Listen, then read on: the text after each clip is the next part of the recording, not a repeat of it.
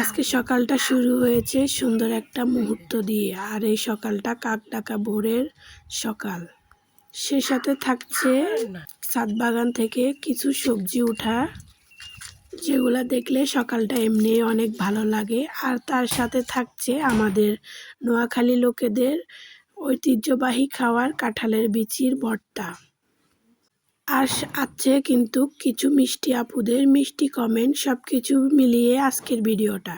Hello everyone, আসসালামু আলাইকুম। আমি মুর্শিদা আক্তার। প্রতিদিনের মতন আমার লাইফস্টাইল ভিডিওতে আমি সবাইকে আরও একবার জানাই স্বাগতম।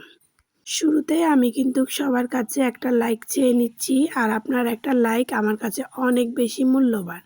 আর এই যে আজকে সকাল ভোরে উঠেই কিন্তু এই যে আমাদের ননদের বাসায় ছাদ বাগানে চলে আসলাম। এখানে আমার শ্বশুর অনেক রকম সবজি করে, যেহেতু এখনও অনেক টবই খালি আছে, সকল প্রকার গাছ উঠে নেই, কিন্তু এখান থেকে প্রায় অনেক দিন পর পরই আমরা এই যে পুঁই শাকগুলো নিয়ে থাকি। আর বৃষ্টি হলে পুঁই শাকগুলো খুব তাড়াতাড়ি বড় হয়ে যায়। আর এই পুঁই শাক নিজেদের লাগানো খেতেও বেশ ভালোই লাগে। আসলে সত্যি কথা বলতে আমার শ্বশুরের নিজ হাতে লাগানো গাছগুলো কিন্তু মাশাআল্লাহ অনেক বেশি ভালো হয়, আর সবজিগুলো খেতে অনেকটা ভালোই লাগে। আর এই যে এখানে কিন্তু আমি সবজিগুলোকে কেটে নিচ্ছিলাম, যেহেতু সবজিগুলো মানে শাকগুলো অনেকটা পরিমাণ অনেকগুলো টব জুড়ে ছিল আর কি। আমি দেখে দেখে সবগুলো কেটে নিচ্ছিলাম। আমরা কিন্তু গাছগুলোকে অনেক বেশি বড় হতে দেই না, এই যতটুকু বড় হয় অতটুকু থেকে কেটে রাখি, তাহলে দেখা যায় 15 দিন পরেই কিন্তু আবার খাওয়ার উপযোগী হয়। বেশি বাড়তে দিলে গাছটা বড় হয় ঠিকই, কিন্তু শাকগুলো খাওয়ার মজা পাওয়া যায় না। এই এতটুকু ছোট গাছ থেকেই কিন্তু অনেকটা কচি শাক পাওয়া যায়। আর এই শাকগুলো না রান্না করলেও বেশ ভালোই লাগে। আর আমার শ্বশুরের যে গাছটাই করে না কেন মাশাআল্লাহ অনেক বেশি সুন্দর হয়, আর ভালো ফলনও হয়, খেতেও বেশ অনেকটাই ভালো লাগে। আর এখানে অনেকগুলো টব ছিল, বেশ কয়েকটা। সবগুলো টব থেকে আমি এভাবে করে কেটে নিচ্ছিলাম আর কি। আসলে একটা সুন্দর অনুভূতি, আর একটা সুন্দর সকাল বললেই পারা যায়। সকালে কিন্তু ঘুম থেকে উঠে আমি কিন্তু যে ননদের বাসায় এসে এই কাজটাই করলাম আগে। আসলে আগের দিন তো প্রিপারেশন হয়ে গিয়েছে কি রান্না করব, আজকে এগুলো নিয়ে কিন্তু কেটে রেখে দেব আর কি।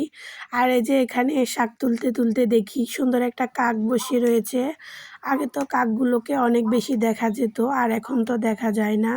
শহরমুখী কাককে দেখা যায় বেশিরভাগে ছাদে বসে থাকে আর কি। আসলে কাক ডাকার ভোরের কথা অনেকটা বেশি মনে পড়ে, এখন আর ওরকমভাবে কাকটা দেখা হয় না। আর এই কাকটা কয়েক প্রকার আকৃতিতে ডাকলো, আসলে অনেক ভালোই লেগেছে। সব কিছু মিলিয়ে কাক ডাকা ভোরের গল্প অনেক ভালোই লেগেছে। তারপরে যেটা করার, একটা গৃহিণীর যেটা কাজ, দিনে যাই করা হোক না কেন আসলে রান্নাবান্না কিন্তু একজন গৃহিণীর প্রধান কাজ হিসাবে পড়েছে আর কি। আর এই যে সব কিছু সেরে কিন্তু আমি সকালে রান্না করার জন্য চলে আসলাম কি রান্নাঘরে আর কি। আর এই যে আমাদের যেহেতু রান্নাঘরটা বাহিরে, আর আমরা সবাই মিলে এই রান্নাঘরটা ইউজ করে থাকি। আর এই যে আমি কিন্তু এখানে সকালে নাস্তার জন্য ভাজি আর আরেকটা চুলায় এই যে চিংড়ি মাছ দিয়ে ডাঁটা রান্না করলাম আর কি, নিজেদের ছাদ বাগান থেকে নেওয়া আর কি, আমার শ্বশুরে যে করেছিল ওখান থেকে। আর এই যে সব কিছু মিলিয়ে আসলে সকালটা এভাবে কাটে আর কি। আর এই যে সব কিছু গুছিয়ে রাখলাম, একটা একটা করে সুন্দর করে রান্না করে নেব আর কি। সব কিছুর মাঝে যেটা একটা গৃহিণীর বেশি ইন্টারেস্টিং পার্ট, সেটা হলো রান্না। যত ঝড় তুফানি হোক না কেন রান্না করতেই হবে, আর রান্না করে সবাইকে খাওয়াতে হবে। আমার মনে হয় আমি না, সারা বিশ্বের সকল নারীরই কিন্তু এ একটা প্রধান কাজ। আর রান্নাটা হলো একটা একটা আর্ট, যে যেরকম করে করে তার ব্যক্তিগত ব্যাপার, আর যে যেভাবে করে মানিয়ে নিতে পারে। আসলে সব কিছু মিলিয়ে রান্নাঘরের কাজটাই মেয়েদের একটা ইম্পর্টেন্ট কাজ। আর এই যে এখানে আমি চিচিঙ্গা দিয়ে মাছের মাথা দিয়ে রান্না করতেছিলাম আর কি। আর প্রায় এখানে আমি জলের পানি দিয়েও দিচ্ছিলাম, সে সাথে কিন্তু আমি একটু করে শাক ভাজি করে নেব। আসলে গরম গরম ভাতের সাথে শাক ভাজা খেতে বেশ ভালো লাগে। আর এখানে আমি শাক ভাজা করার জন্য অনেকগুলো পেঁয়াজ কুচি আর সাথে কিছু রসুন কুচি আর কাঁচামরিচ দিয়ে ভালো করে পেঁয়াজগুলোকে লাল করে ভেজে নেব। আসলে একটা কথা না বললে নয়, বাচ্চাদের জন্য ভয়েস দেওয়াটাও অনেক কষ্টের। তারপরেও যতটুকু পারি অতটুকুই চেষ্টা করি। আমার মেয়েটা তো এত পরিমাণ দুষ্টামি করে, ভয়েস দিতে গেলেও সে সুন্দর করে বসে থাকে না, ভয়েস দিতেও কষ্ট হয়। আর এই যে এখানে কিন্তু আমি শাকগুলোকে সুন্দর করে ভেজে নিচ্ছিলাম। আসলে এই শাকটা ভাজি খেতে অনেক ভালো লাগে। ওই যে ডাঁটা রান্না করলাম, ডাঁটার শাকগুলো আর কি। আর এই শাকটা কিন্তু খেতেও দারুণ। আগে কখনো খাই নাই, এখন বাজার পরে খাওয়া হয় আর কি, অনেকটা মজাই লাগে। আর এখানে যেটা করব সেটা হয়েছে লাল মরিচ আর সাথে কিছু শুটকি, চাপা শুটকি, এগুলা দিয়ে ভর্তাটা তৈরি করব। আর এই ভর্তাটা কিন্তু খেতেও ভালোই লাগে। আর আমি ভর্তা তৈরি করতে করতে আমার কিছু মিষ্টি আপুদের মিষ্টি মিষ্টি কমেন্ট পড়ে নেব আর কি। আমার একটা মিষ্টি আপু সুমিস হোম ব্লগ থেকে বলেছেন, আসসালামু আলাইকুম আপু, খুব ভালো লাগলো, অসাধারণ, অসংখ্য ধন্যবাদ আপু, সুন্দর একটি ভিডিওতে কমেন্ট করার জন্য অসংখ্য ধন্যবাদ। আর সাথে কিন্তু আমার আরও একটি মিষ্টি আপু গ্রামীণ জীবন আইডি থেকে আপুটা লিখেছেন, হ্যালো আপু, কেমন আছো? তোমার খিচুড়ি বানানো দেখছি ফ্রান্স থেকে ভিডিও দিচ্ছ প্রথমবার।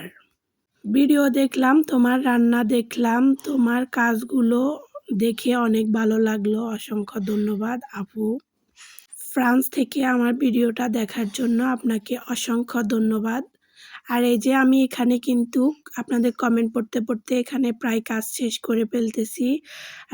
আর ভিডিও রিলেটেড কোনো কথাই হচ্ছে না। আর এই যে এখানে আমি কাঁঠালের বিচি ভর্তাটা করে নিচ্ছি। আসলে এই কাঁঠালের বিচি ভর্তা অনেকজনে অনেক রকম করে থাকে, কেউ সিদ্ধ করে আর আমরা কিন্তু কাঁঠালের বিচিগুলোকে হালকা টেলে তারপরে করি আর কি। আর কাঁঠালের বিচিগুলো অবশ্যই লো আছে ভাজতে হবে, তারপরে একটু সুন্দর করে এই যে এভাবে ঝুড়া হবে আর কাঁঠালের বিচি সুন্দর করে ভেজে নিতে হবে। আসলে এরকম করে কাঁঠালের বিচি ভেজে মানে ভর্তা করলে অনেক বেশি ভালো লাগে। এক এক জেলায় এক এক রকম করে, আর আমরা এরকম করেই করে থাকি। এরকম করে বাটলে অনেকটা কষ্ট হয় কিন্তু খেতেও বেশ ভালোই লাগে। আর কাঁঠালের বিচির সাথে লাল মরিচ আর সাথে যদি চাপা শুটকি দেওয়া হয় তাহলে খেতে তো আরও বেশি ভালো হয়। বিশেষ করে আমাদের নোয়াখালীর লোকেরা এভাবে করেই কাঁঠালের বিচি ভর্তাটা খায় আর কি। আসলে এক এক জেলায় এক এক রকম পছন্দ, আর আমরা নোয়াখালীবাসীরা এভাবে খেতে পছন্দ করি। আসলে যার যার অভ্যাস আর যার যার রুচি অনুযায়ী।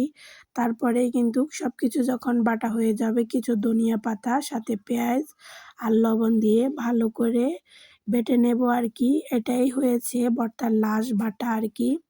তারপরে কিন্তু সুন্দর করে বেটে রেডি করে রাখবো। আর সত্যি কথা বলতে এই ভর্তার স্বাদটা এত বেশি ভালো লাগে, এই ভর্তা দিয়ে ভাত খেলে মনে হবে আপনি আর অন্য কোনো কিছুই নেওয়ার প্রয়োজন হবে না, এটা নিয়েই খেতে পারবেন।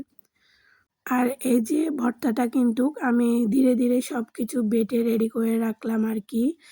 আর সব কিছু তারপরে কিন্তু বাটা শেষ হয়ে গেলে তারপরে যে ইন্টারেস্টিং পার্টটা সেটা হলো এই যে ভর্তাটাকে সব কিছুর সাথে এভাবে মিক্স করে নেওয়া আর কি।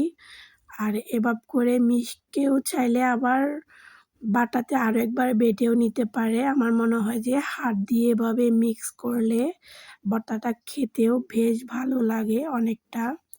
আর নিজ হাতে বানানোর ভর্তাটার মজাই আলাদা। অনেকে দেখা যায় অনেক রকম করে, আর আমরা ঠিক এভাবেই করি, আমাদের কাছে এভাবে করতে ভালো লাগে। আর সব কিছু শেষে কিন্তু ভর্তাটা যখন রেডি হয়ে যাবে তখন কিন্তু ভর্তাটাকে সুন্দর করে একটা বাটিতে উঠিয়ে রাখবো। আসলে ভর্তার মেন পার্টটাই আমার মনে হয় এই পার্টটা। কেউ হয়তো দেখা যায় পাটার ভিতরে যে জায়গায় বাটে ওই জায়গায় ভাত মেখে খায়, ওটা আবার আমরা পছন্দ করি না। এক একজনের রুচি এক এক রকম। তারপরে কিন্তু সকল প্রকার কাজ কাম শেষ করে নেওয়ার পরে বিকেলের দিকে এই যে কিছু পরিমাণ ফল আনা হয়েছে আর এই ফলগুলো রাখতেছিলাম। আপনারা প্রায় অনেকজনই জানেন যারা আমার ভিডিও দেখেছেন, আমাদের তো যৌথ পরিবার। আর এই যে ফল আনার পরেই কিন্তু বাচ্চারা এত বেশি আনন্দ হয়, তারা এই যে আমি ঝুড়িতে রাখা লাগে না, তারা নিজেরাই রেখে সাজিয়ে দিচ্ছে আর কি। আসলে বাচ্চাদের আনন্দটাই মনে হয় কোনো কিছু আনার পরে তাদের মনে আনন্দটা বেড়ে যায়। বেশিরভাগই যৌথ পরিবারে দেখা যায় এই আনন্দটা। আর এখানে আমার দেবরের ছেলে আর আমার ২ মেয়ে তারা কিন্তু এই যে তাড়াহুড়ো করে ঝুড়িটা গুছিয়ে দিচ্ছে আর কি। আর এই যে এখানে অনেক পরিমাণ ড্রাগন ফল আর এই যে সিজনালি ফল লটকন। আর দেখেন এই লটকনটা কিন্তু এখন দেখতেছেন এই যে সুন্দর একটা ফ্রেশ কালার, আসলে একদিন পরেই কিন্তু লটকনটা পুরো কালো হয়ে যায়। আর এই যে মাশাআল্লাহ লটকনগুলো দেখতেও অনেক ভালো আর একটু মিষ্টিও ছিল, হালকা একটু টক।